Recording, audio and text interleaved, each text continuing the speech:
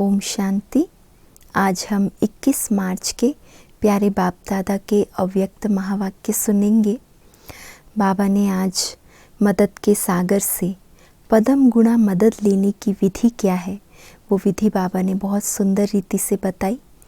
बाबा ने आते ही पहले बच्चों की बहुत महिमा की कि बच्चों ने अभी तक हिम्मत दे बच्चे मद दे बाप के इस वरदान द्वारा कई बातों में हिम्मत रखते हुए पदम गुणा मदद का अनुभव किया भी है।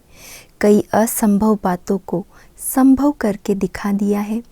माया पर अनेक बार विजयी भी बन गए हैं, लेकिन फिर भी चलते चलते मदद के सागर से जो मदद प्राप्त होनी चाहिए, वो मदद की कमी क्यों महसूस होती है, वो बाबा ने बच्चों की रिजल्ट बताई। तो बाबा ने उसका मुख्य एक कारण ये बताया कि चलते चलते बच्चों में अलबेलेपन का अभिमान आ जाता है कि हमने तो बहुत सेवा कर ली, हमने बहुत ज्ञान सुन लिया, बहुत योग लगा लिया, अब तो बाबा का ही काम है हमें मदद देना। बाबा हमें मदद नहीं करेगा तो और किसको करेगा। ऐसे अलबेलेपन का अभिमान या फिर स्वयं पर अटेंशन देने का अभिमान कि हमारा तो स्वयं के ऊपर सदा ही अटेंशन है, हम तो सदा ही पवित्र योगी जीवन वाले हैं।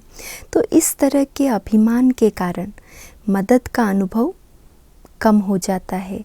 जितनी मदद प्राप्त होनी चाहिए वो मदद से वंचित हो जाते हैं। इसके साथ बाबा ने ये बताया कि जैसे ब्रह्मा बाबा ने क्या किया, सारी जीवन पढ़ाई पर, स्वयं पर और बेहद की वैराग्य वृत्ति पर फुल अटेंशन दिया, कभी भी उस अटेंशन में कमी नहीं आने दी।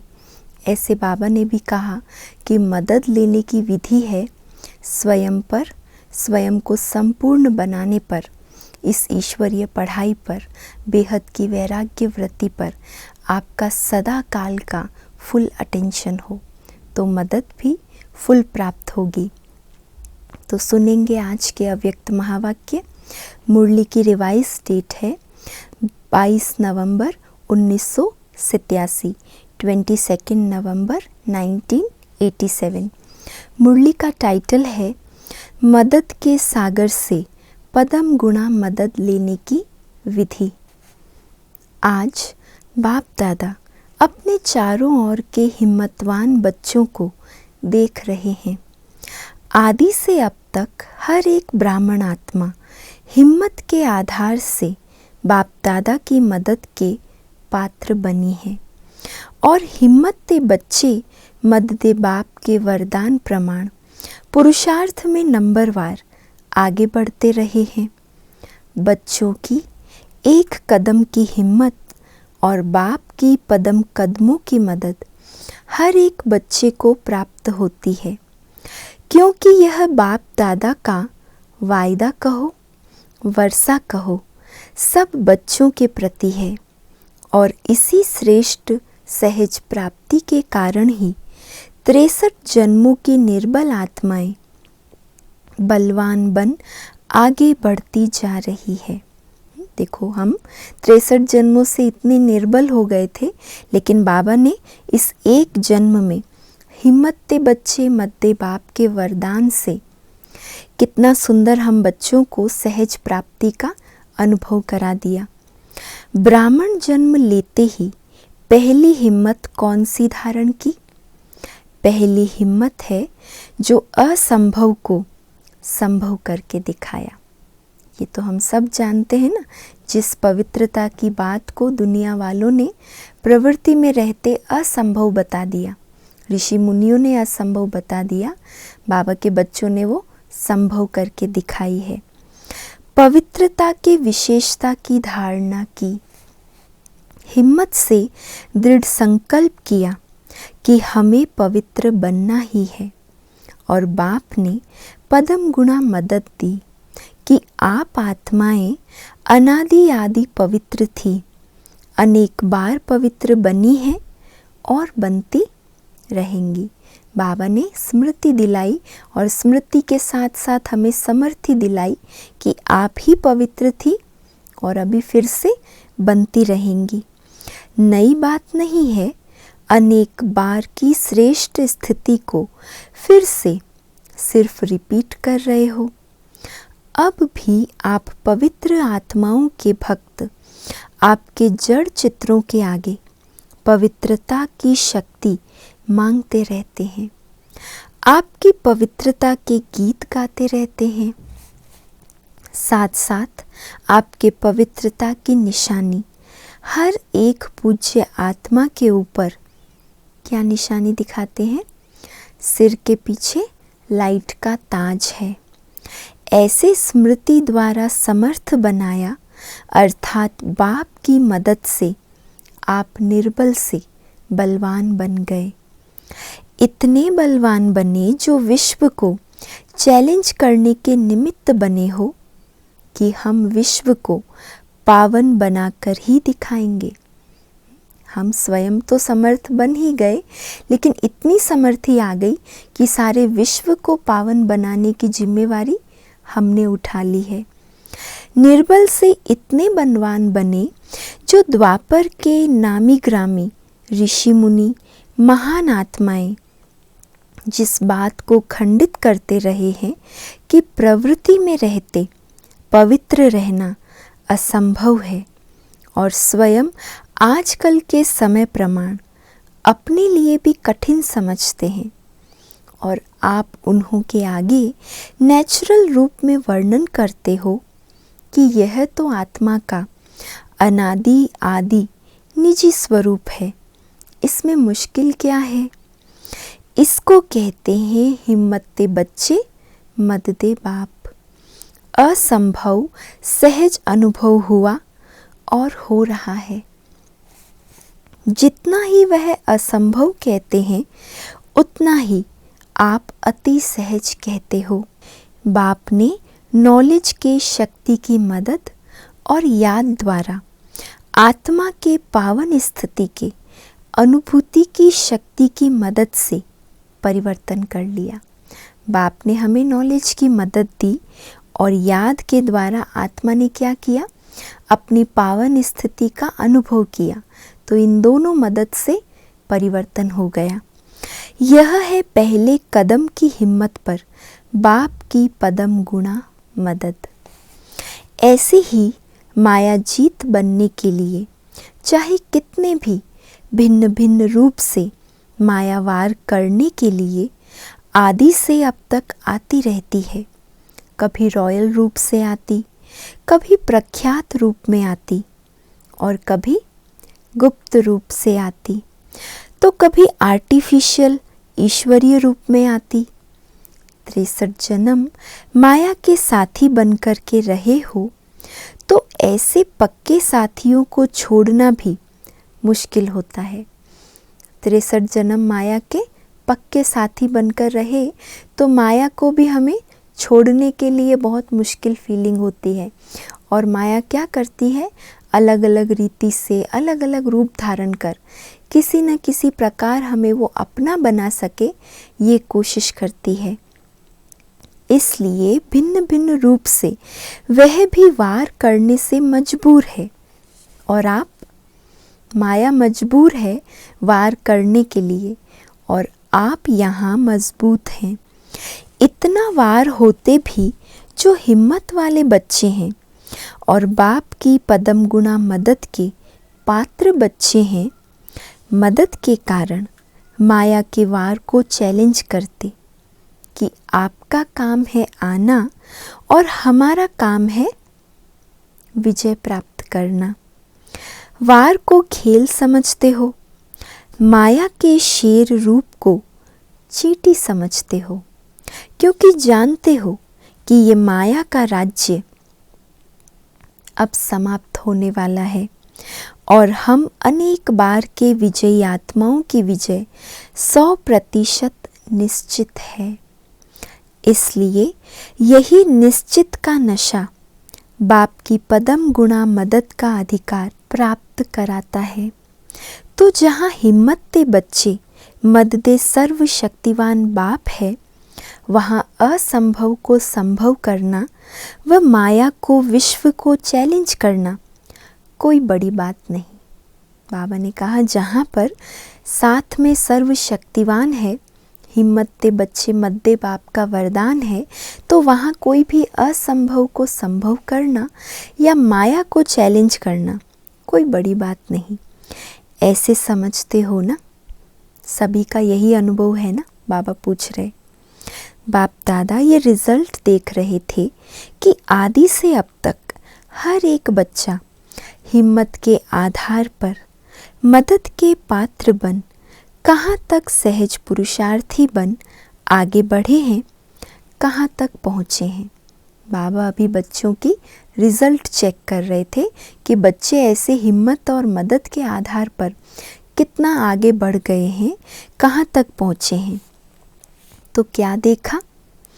बाप की मदद अर्थात दाता की देन, वरदाता के वरदान तो सागर के समान है, लेकिन सागर से लेने वाले कोई बच्चे सागर समान भरपूर बन औरों को भी बना रहे हैं, और कोई बच्चे मदद के विधि को ना जान मदद लेने के बजाय अपनी ही मेहनत में कभी तीव्र गति, कभी दिल शिकस्त के खेल में नीचे ऊपर होते रहते हैं।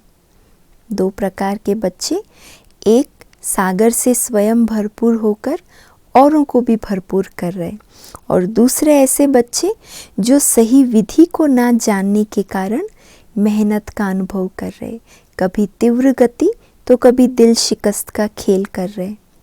और कोई बच्चे कभी मदद कभी मेहनत, बहुत समय मदद भी है, लेकिन कहाँ कहाँ अलबेलेपन के कारण मदद के विधि को अपने समय पर भूल जाते हैं, और हिम्मत रखने के बजाय अलबेलाई के कारण अभिमान में आ जाते हैं कि हम तो सदा पवित्र हैं ही। क्या अभिमान आ जाता है? हम तो हैं ही सदा पवित्र। वास्तव में तो ये स्वमान है, लेकिन स्वमान के बदले अभिमान आ जाता है। बाप हमें मदद नहीं करेंगे तो किसको करेंगे? बाप बांधा हुआ है। इस अभिमान के कारण हिम्मत द्वारा मदद की विधि को भूल जाते हैं। तो जहाँ अभिमान की बात आ गई बुद्धि पर, वहाँ पर बाप से मदद की जो विधि है वो बुद्धि से भूल जाती है। अलबेलेपन का अभिमान और स्वयं पर अटेंशन देने का अभिमान मदद से वंचित कर देता है। एक है स्वयं पर अटेंशन देना, तो अगर अटेंशन है तो हम आगे बढ़ेंगे। एक है अटेंशन का अभिमान आ जाना, तो जहाँ अभिमान आ गया वहाँ आगे बढ़ना भी हमारा रुक जाएगा, और हमारा उन्नति के बजाय फिर अवनति होने लग जाएगी। तो बाबा ने कहा अलबेलेपन का अभिमान और स्वयं पर अटेंशन देने का अभिमान मदद से वंचित कर देता है। समझते हैं अब तो बहुत योग लगा लिया, ज्ञानी तू आत्मा भी बन गए, योगी तू आत्मा भी बन गए, सेवाधारी भी बहुत नामी ग्रामी बन गए। अपने आप को खुद ही टाइटल देते जाते हैं कि हमने योग भी लगा लिया, ज्ञानी तो आत्मा भी बन गए, सेवा भी बहुत कर ली, सेंटर इंचार्ज भी बन गए, सेवा की राजधानी भी बन गई, प्रकृति भी सेवा योग्य बन गई, आराम से जीवन बिता रहे हैं। ये है अटेंशन रखने में अलबेलापन। इसलिए जहाँ जीना है वहाँ तक पढ़ाई और संपूर्ण बनने का अटेंशन, बेहद के वैराग्य व्रति का अटेंशन देना है, इसे भूल जाते हैं। बाकी सब याद है, सेवा किया, योग कर लिया, ज्ञान बहुत धारण कर लिया, सेंटर इंचार्ज बन गए, नामी ग्रामी सेवाधारी बन गए, प्रकृति भी हमारी दासी बन गई। लेकिन बाबा ने कहा जो मुख्य अटेंशन चाहिए पढ़ाई और संपूर्ण बनने का तथा बेहद के वैराग्य व्रति का अटेंशन, जब तक जीना है तब तक ये अटेंशन देना है, ये भूल जाते हैं। ब्रह्मा बाप को देखा, अंतिम संपूर्ण कर्मातीत स्थिति तक स्वयं पर, सेवा पर, बेहद की वैराग्य वृत्ति पर, स्टूडेंट लाइफ की रीति से अटेंशन देकर निमित्त बनकर दिखाया। इसलिए आदि से अंत तक हिम्मत में रहे, हिम्मत दिलाने के निमित्त बने। तो बाप के नंबर 1 मदद के पात्र बन नंबर 1 प्राप्ति को प्राप्त हुए।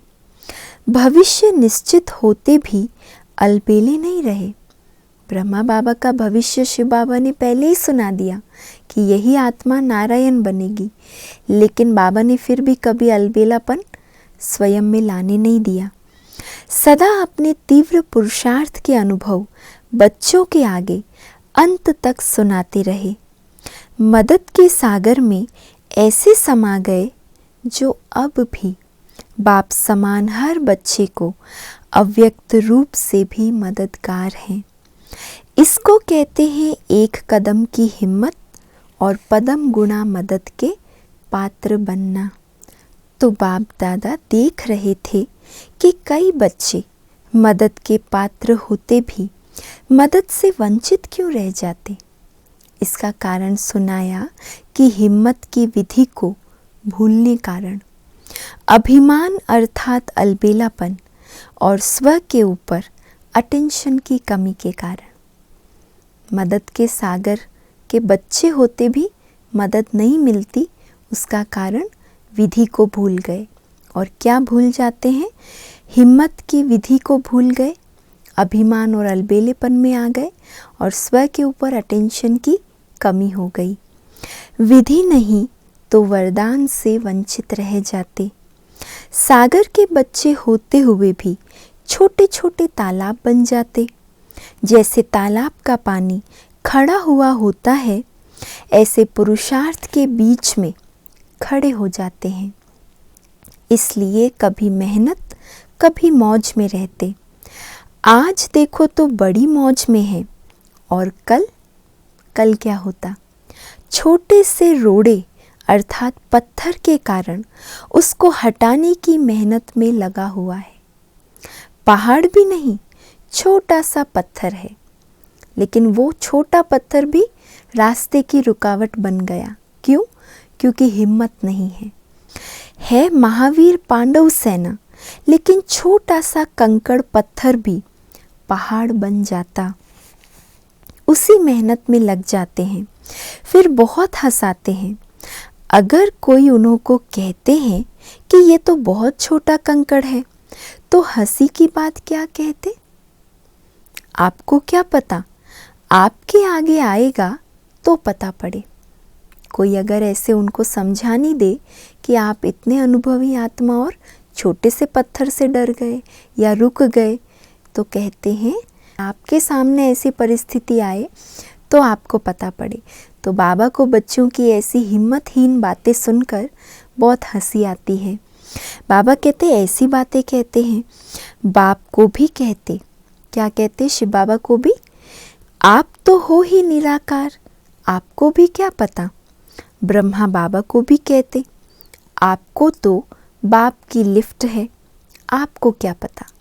सबको उलहना देते, आपके पास आए तो पता चले। शिव बाबा को कहते आप तो निराकार हो, आपको क्या मालूम। ब्रह्मा बाबा को कहते आपके अंदर तो निराकार भगवान है, उनकी मदद की लिफ्ट है, आपको क्या मालूम। बहुत अच्छी अच्छी बातें करते हैं, लेकिन इसका कारण है छोटी सी भूल। हिम्मत ते बच्चे मददे खुदा, इस राज को भूल जाते हैं। यह एक ड्रामा की गुह्य कर्मों की गति है।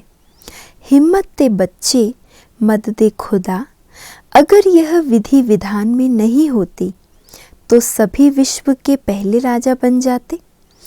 एक ही समय पर सभी तख्त पर बैठेंगे क्या? नंबरवार बनने का विधान इस विधि के कारण ही बनता है।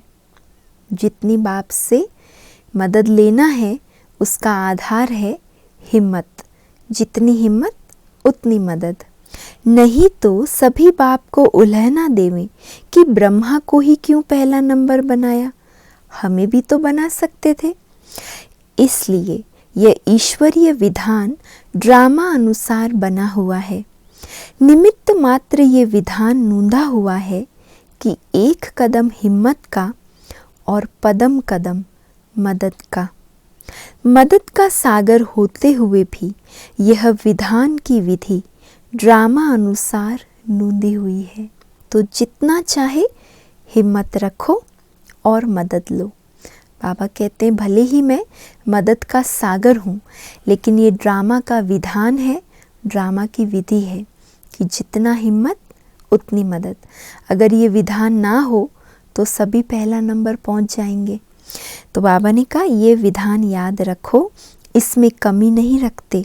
चाहे 1 वर्ष का बच्चा हो, चाहे 50 वर्ष का बच्चा हो, चाहे सरेंडर हो, चाहे प्रवृत्ति वाला हो, अधिकार समान है, लेकिन विधि से प्राप्ति है। तो ईश्वरीय विधान को समझाना। बाबा ने इतना अच्छी तरह समझाया, फिर बाबा फिर पूछ रहे अच्छी तरह समझाना ईश्वरीय विधान।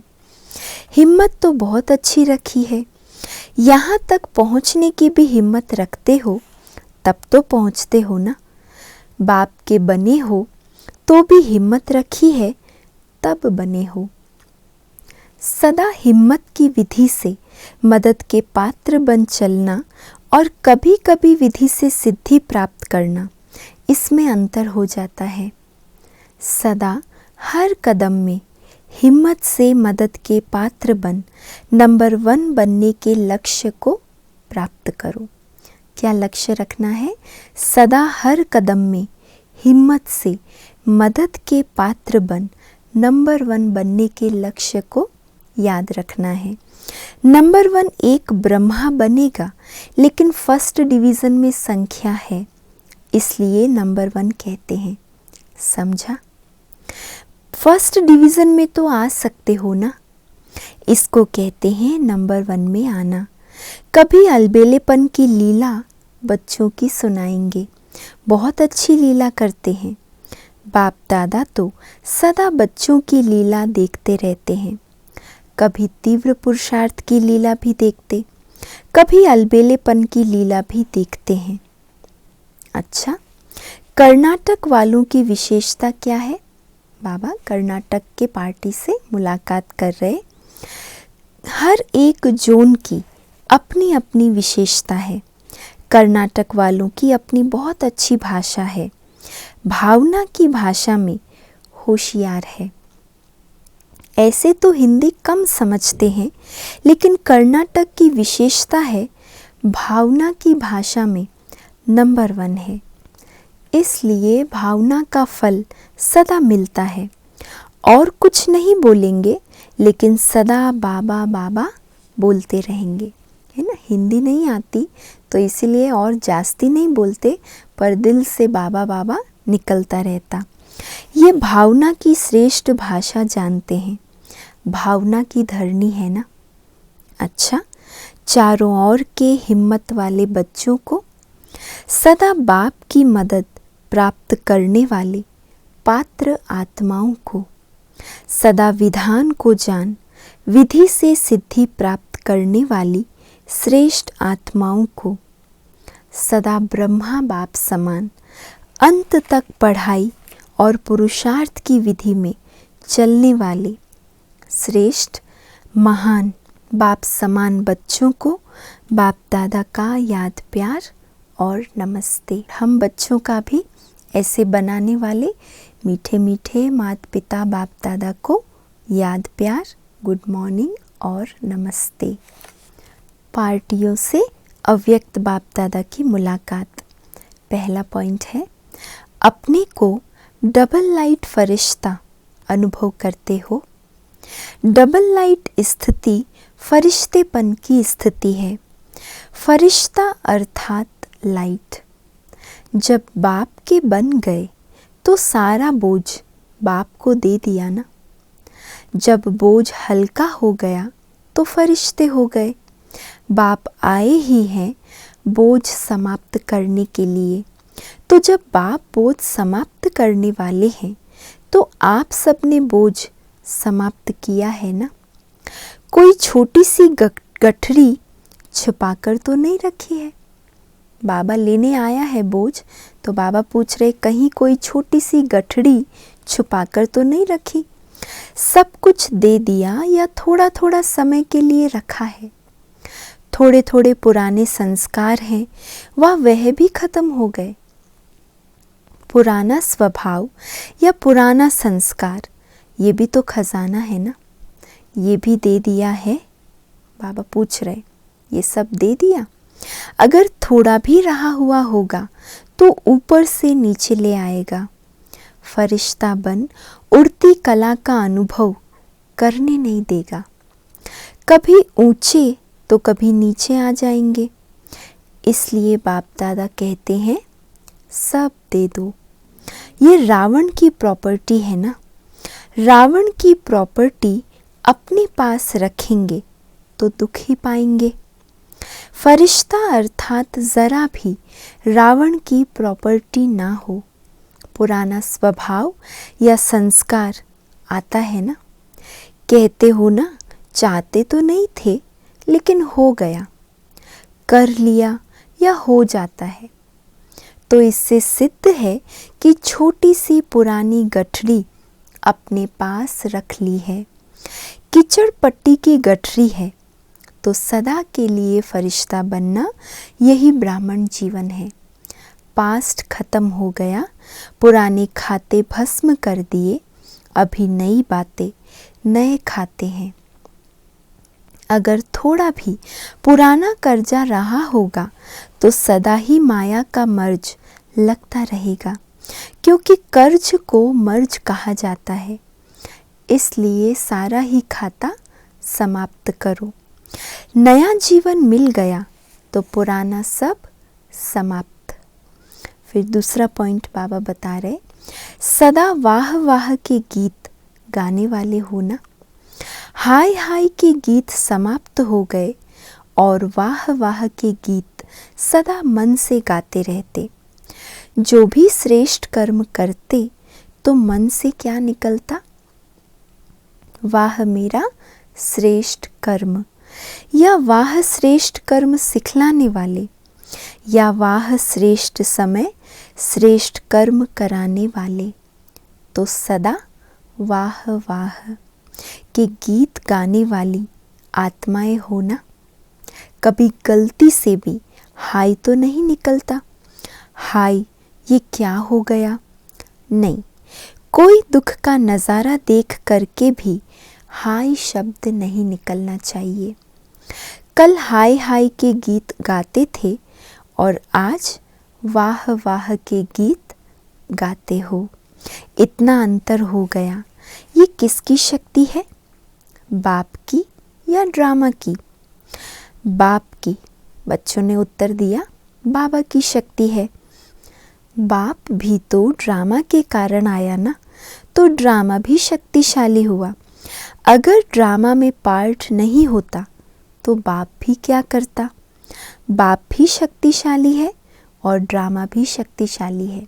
इसलिए बाबा ने कहा वाह बाबा और वाह ड्रामा, दोनों के वाह वाह के गीत गाओ। तो दोनों के गीत गाते रहो, वाह ड्रामा वाह।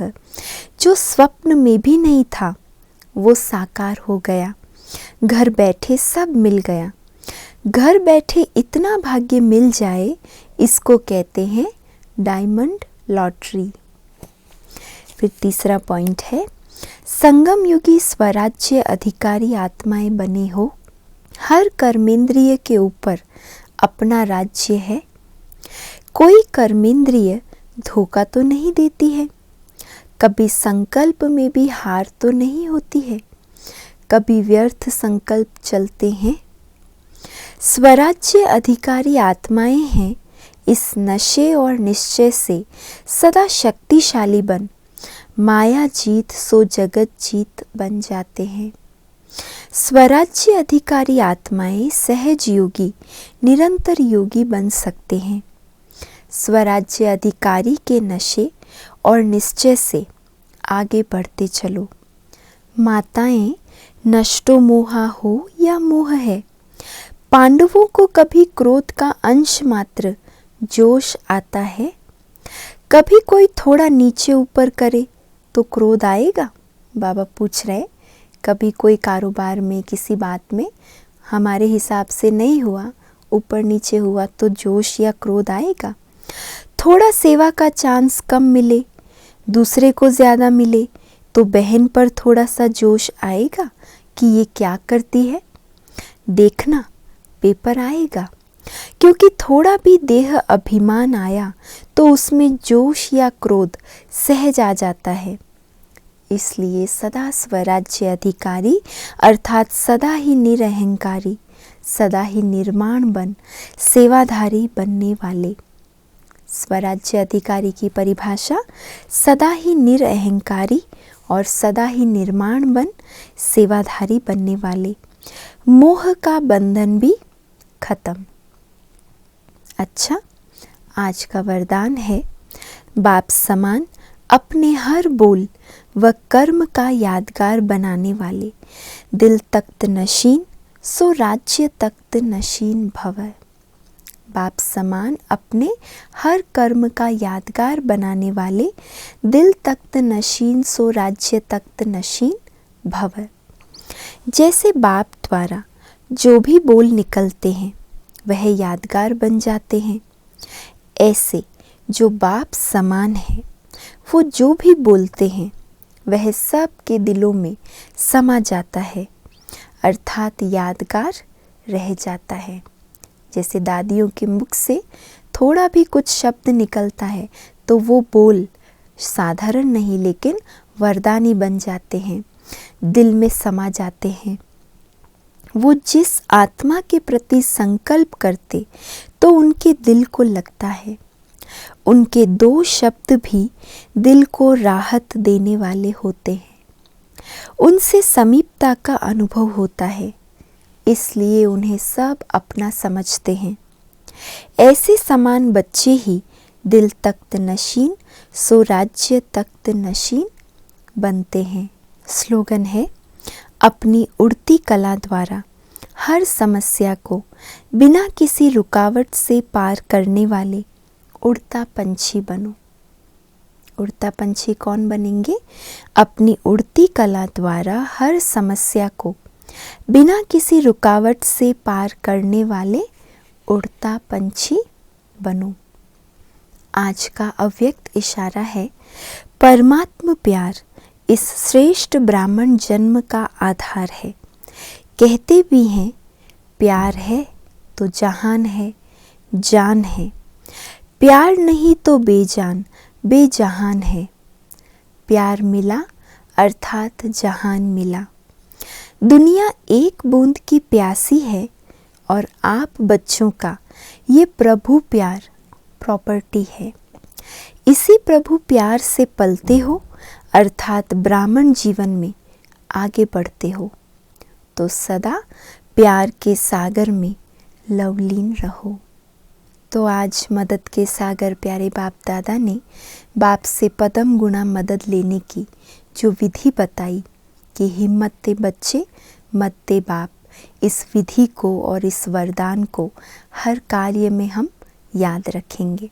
और साथ साथ बाबा ने जो हमें इशारा दिया कि कभी भी अलबेलेपन के अभिमान व स्वयं पर अटेंशन देने के अभिमान में नहीं आना है, लेकिन जब तक जीना है पढ़ाई पर, अपने आप को संपूर्ण बनाने पर और बेहद की वैराग्य वृत्ति पर हमें फुल अटेंशन देना है।